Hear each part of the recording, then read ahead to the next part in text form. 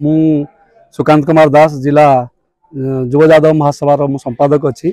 यादव संगठन आजिकल संगठन ने अनेक दिन संगठन युवा यादव दायित्व आम 10 वर्ष है नेलु किंतु कथा हूँ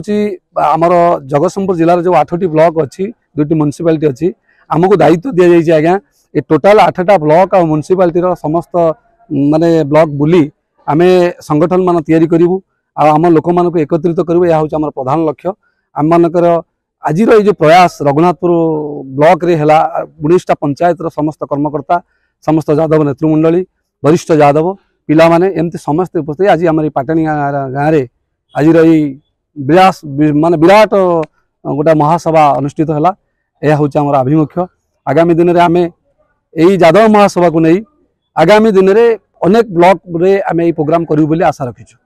देखो प्रथम कथा हूँ एकता ही बड़ एकता ना आम किसी करें आम प्रयास हूँ